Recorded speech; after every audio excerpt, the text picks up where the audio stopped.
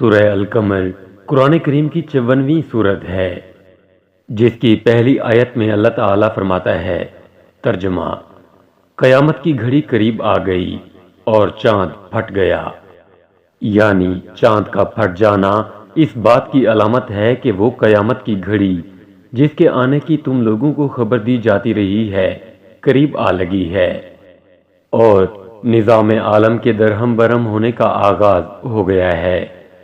اور اب وہ دن دور نہیں کہ جب قیامت کے دن سارے سیارے اور ستارے ریزہ ریزہ ہو جائیں گے، لیکن اس کے باوجود ان لوگوں کا یہ حال ہے کہ اگر کوئی معجزہ دیکھتے ہیں تو منہ پھیر لیتے ہیں اور کہہ دیتے ہیں کہ یہ تو وہ جادو ہے جو پہلے سے چلا آ رہا ہے۔ معجزہ شق القمر کا ظہور۔ مشرکین مکہ حضور اکرم صلی اللہ علیہ وآلہ وسلم کو اذیت دینے کے نت نئے طریقے ڈھونڈتے اور الٹے سیدھے مطالبات کرتے رہتے تھے۔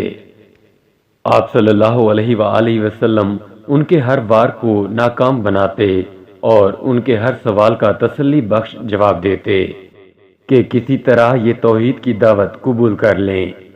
ہجرت سے 5 سال پہلے کی بات ہے کہ کفار کے سرداروں کا یہ ٹولہ حضور صلی اللہ علیہ وآلہ وسلم کی خدمت میں حاضر ہوا اور عرض کیا کہ آپ صلی اللہ علیہ وآلہ وسلم ہمیں اپنی نبوت کی کوئی نشانی دکھائیں تو ہم آپ صلی اللہ علیہ وآلہ وسلم پر ایمان لے آئیں گے۔ ابھی سرور کونین حضرت محمد صلی اللہ علیہ وآلہ وسلم کوئی جواب بھی نہ دے پائے تھے کہ حضرت جبرائیل علیہ السلام حاضر ہوئے اور عرض کیا، اے محمد صلی اللہ علیہ وآلہ وسلم، آپ صلی اللہ علیہ وآلہ وسلم ان لوگوں سے کہہ دیجئے کہ اس وقت یہ لوگ چلے جائیں اور دوبارہ فلاں رات کو آئیں، تو اس رات کو وہ ایسی نشانی دیکھیں گے جسے دیکھ کر انہیں آپ صلی اللہ علیہ وآلہ وسلم کی سچائی کا قائل ہونا پڑے گا۔ چنانچہ حضور اکرم صلی اللہ علیہ وآلہ وسلم نے ان لوگوں سے یہی بات فرما دی۔ اس روز وہ سب واپس چلے گئے، لیکن مقرر کردہ رات وہ سب پھر حضور اکرم صلی اللہ علیہ وآلہ وسلم کی خدمت میں حاضر ہوئے اور اپنا سابقہ مطالبہ دہرایا۔ اس رات آپ صلی اللہ علیہ وآلہ وسلم منا میں تشریف فرما تھے۔ قمری مہینے کی 14ویں شب تھی۔ چاندنی رات کا مکمل چاند پوری آب و تاب کے ساتھ آسمان کائنات پر نمودار ہوا۔ حضرت انس بن مالک رضی اللہ تعالیٰ عنہ نے بیان کیا کہ کفار مکہ نے نبی کریم صلی اللہ علیہ وآلہ وسلم سے کسی نشانی کا مطالبہ کیا تو نبی کریم صلی اللہ علیہ وآلہ وسلم نے انہیں چاند کے 2 ٹکڑے کر کے دکھا دیے، یہاں تک کہ انہوں نے ہیرا پہاڑ کو ان دونوں ٹکڑوں کے بیچ میں دیکھا۔ حضرت عبداللہ بن مسعود رضی اللہ تعالیٰ عنہ سے روایت ہے، جس وقت چاند کے 2 ٹکڑے ہوئے تو ہم نبی کریم صلی اللہ علیہ وآلہ وسلم کے ساتھ مینا کے میدان میں موجود تھے۔ آپ صلی اللہ علیہ وآلہ وسلم نے اس وقت فرمایا، لوگو گواہ رہو، اور چاند کا ایک ٹکڑا دوسرے سے الگ ہو کر پہاڑ کی دوسری طرف چلا گیا۔ باہر سے آنے والوں کی تصدیق۔ اتنے عظیم و شان معجزے کے ظہور کے بعد بھی کفار قریش نے اس پر یقین نہیں کیا اور اسے جادو قرار دیتے ہوئے اپنی اعراض کی روش برقرار رکھی۔ ان کی اس ہٹ درمی پر اس سورہ مبارکہ میں انہیں ملامت کی گئی ہے۔ کلام کے شروع میں ارشاد باری تعالی ہے کہ یہ لوگ نہ سمجھانے سے مانتے ہیں، نہ تاریخ سے عبرت حاصل کرتے ہیں، نہ آنکھوں سے صریح نشانیاں دیکھ کر ایمان لاتے ہیں، بلکہ نشانیاں دیکھ کر منہ پھیر لیتے ہیں اور کہتے ہیں کہ یہ تو ایک معمولی جادو کا کرشمہ ہے جس کی مدد سے ہماری نظر بندی کر دی۔ یہ جادو ہم پر تو چل گیا لیکن دنیا پر نہیں۔ باہر سے لوگوں کو آنے دو، ان سے پوچھیں گے کہ یہ واقعہ انہوں نے بھی دیکھا ہے یا نہیں۔ کفار مکہ نے جب باہر سے آنے والے مسافروں سے اس بات کی تحقیق کی تو سب کا کہنا تھا کہ ہاں، ہم نے بھی چاند کے 2 ٹکڑے ہوتے ایک دوسرے سے دور جاتے اور پھر آپس میں ملتے ہوئے دیکھا ہے۔ اتنے زیادہ شہادتوں کے باوجود وہ اپنی ضد پر قائم رہے اور اس کھلے معجزے کو جادو سے تشبیہ دیتے رہے۔ احادیث کی کتب میں تصدیق۔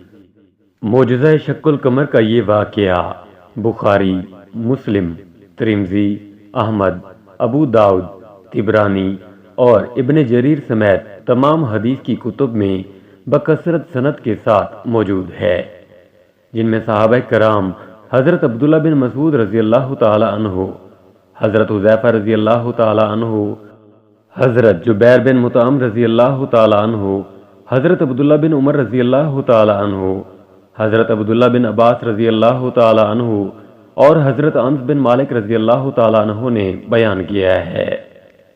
ان میں سے 3 صحابی یعنی حضرت عبداللہ بن مسعود رضی اللہ تعالی عنہ، حضرت حذیفہ رضی اللہ تعالی عنہ اور حضرت جبیر بن مطعم رضی اللہ تعالی عنہ تشریح کرتے ہیں کہ وہ اس واقعے کے عینی شاہد ہیں، اور 2 صحابی ایسے ہیں کہ جو اس واقعے کے عینی شاہد نہیں ہو سکتے، کیونکہ ان میں سے ایک یعنی حضرت عبداللہ بن عباس رضی اللہ تعالی عنہ اس وقت پیدا نہیں ہوئے تھے، اور دوسرے یعنی حضرت انس بن مالک رضی اللہ تعالی عنہ اس وقت کم عمر تھے۔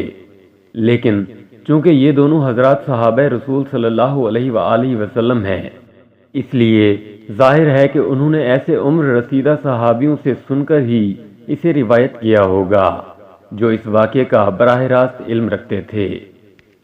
قرب قیامت کی بڑی نشانی۔ سورہ القمر کی ابتدا ہی اللہ تعالیٰ نے معجزہ شق القمر کو قرب قیامت کی نشانی بتا کر کی ہے۔ خود نبی مکرم صلی اللہ علیہ وآلہ وسلم کا دنیا میں تشریف لانا قیامت کی بڑی نشانیوں میں سے ایک ہے۔ اللہ ذوالجلال نے دنیا میں 1,24,000 نبی اور رسول مابعوث فرمائے، اور سب سے آخر میں امام الانبیاء حضور نبی کریم صلی اللہ علیہ وآلہ وسلم کو نبی آخر الزماں کی حیثیت سے مابعوث فرما کر یہ سلسلہ ہمیشہ کے لیے ختم فرما دیا۔ حضرت انس رضی اللہ تعالی عنہ اور حضرت ابو ہریرہ رضی اللہ تعالی عنہ سے روایت ہے کہ نبی کریم صلی اللہ علیہ وآلہ وسلم نے فرمایا کہ میرا دنیا میں آنا اور قیامت اس طرح ملے ہوئے ہیں جیسے ہاتھ کی 2 انگلیاں، شہادت اور بیچ کی انگلی۔ ڈاکٹر اسرار احمد سورہ القمر کی تفسیر میں بیان فرماتے ہیں کہ حضور اکرم صلی اللہ علیہ وآلہ وسلم کی بعثت کے بعد اب قیامت بالکل سامنے ہے۔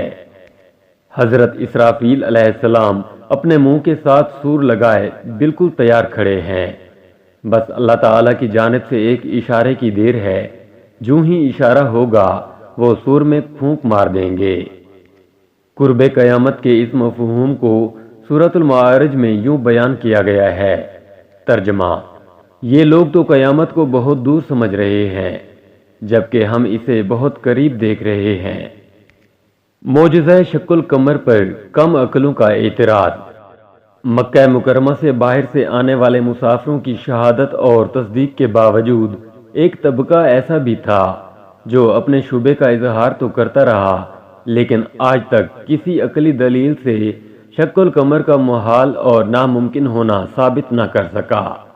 ایک شبہ یہ بھی کیا جاتا رہا کہ اگر ایسا عظیم و شان واقعہ پیش آیا ہوتا تو پوری دنیا کی تاریخ میں اس کا ذکر ہوتا، مگر سوچنے کی بات یہ ہے کہ یہ واقعہ مکہ معظمہ میں رات کے وقت پیش آیا۔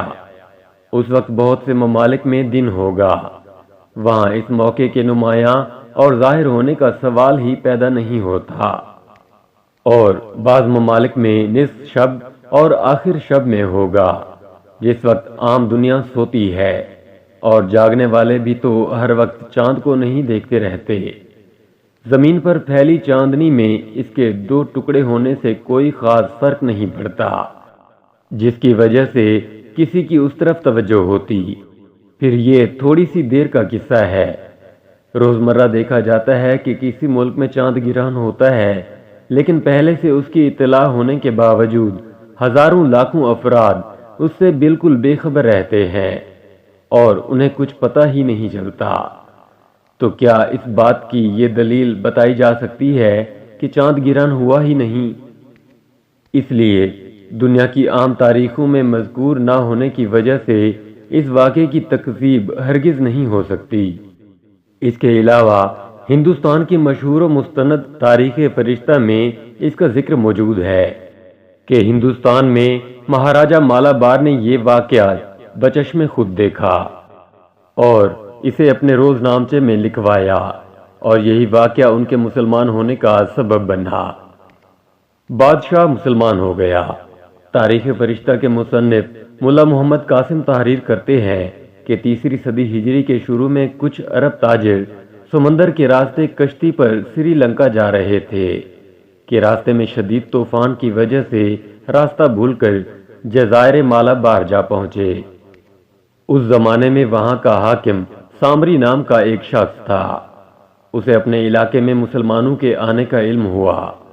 سامری نے مسلمانوں سے متعلق یہودی اور عیسائی سیاحوں اور تاجروں سے سن رکھا تھا، چنانچہ اس نے انہیں بلا بھیجا اور اسلام سے متعلق جاننے کی خواہش ظاہر کی۔ مسلمانوں نے پہلے اسلامی تعلیمات اور پھر پیغمبر اسلام صلی اللہ علیہ وآلہ وسلم سے متعلق تفصیلاً بتایا، ساتھ ہی حضور اکرم صلی اللہ علیہ وآلہ وسلم کے معجزات کا بھی ذکر کیا۔ دوران گفتگو واقعہ شق القمر کا بھی ذکر آیا، جسے سن کر بادشاہ نے کہا، ذرا ٹھہرو، ہم تمہاری صداقت کا ابھی امتحان لیتے ہیں۔ ہماری بادشاہت کا یہ دستور ہے کہ دنیا میں جو بھی اہم واقعہ پیش آتا ہے ہم اسے تحریر کروا کر شاہی خزانے میں محفوظ کروا دیتے ہیں۔ چنانچہ اس نے فوری طور پر اس سال کا پرانا رجسٹر طلب کروایا۔ اس کے مصاحب ورق گردانی میں مصروف ہو گئے۔ جس تاریخ کو شق القمر ہوا تھا وہ پورا واقعہ تفصیل کے ساتھ رجسٹر میں درج تھا۔ چنانچہ سامری مسلمان ہو گیا اور اپنا تخت و تاج چھوڑ کر مسلمانوں کے ساتھ عرب چلا گیا۔ برے صغیر کی پہلی مسجد۔ روایت میں ہے کہ مالابار کا راجہ چیرامان پیرومل یعنی راما وریا ایک رات کسی پریشانی کی بنا پر اپنے محل کی چھت پر ٹہل رہا تھا کہ اچانک اس نے دیکھا کہ 14ویں کا پورا چاند 2 ٹکڑوں میں بٹ کر ایک دوسرے سے دور ہو گئے اور کچھ دیر بعد پھر آپس میں مل گئے۔ راجہ بڑا حیران ہوا۔ اس نے اس کا سبب معلوم کرنے کے لیے اپنی حکومت کے لوگوں کو دوڑایا۔ چنانچہ اسے معلوم ہوا کہ ملک عرب میں مسلمانوں کے نبی صلی اللہ علیہ وآلہ وسلم نے اپنی انگلی کے اشارے سے چاند کے 2 ٹکڑے کر دیے۔ راجہ اس واقعے کا چشم دید گواہ تھا۔ وہ اس عجیب و غریب واقعے کی مزید کھوج لگانے کے لیے مکہ مکرمہ پہنچ گیا، اور پھر جب حضور اکرم صلی اللہ علیہ وآلہ وسلم کی زیارت کا شرف حاصل ہوا تو اس کے دل کی دنیا ہی بدل گئی۔ اس نے حضور اکرم صلی اللہ علیہ وآلہ وسلم کے دست مبارک پر اسلام قبول کیا اور اپنا نام تاج الدین رکھ لیا۔ اس کا انتقال مکہ مکرمہ میں قیام کے دوران یمن کے شہر حلاتا کے مقام پر ہوا۔ انتقال سے پہلے اس نے اپنے جانشین کو ایک خط تحریر کیا جس میں لکھا کہ حضرت مالک بن دینار رحمۃ اللہ علیہ کی مدد سے نیگنور کی رالا میں ایک مسجد تعمیر کرواؤ۔ یہ مسجد چیرامان جامع مسجد کے نام سے مشہور ہے، جسے برے صغیر کی پہلی مسجد ہونے کا شرف حاصل ہے۔ حضرت مالک بن دینار رحمۃ اللہ علیہ پہلے تابعی ہیں جو تبلیغ دین کے لیے ہندوستان کے شہر کیرالا پہنچے۔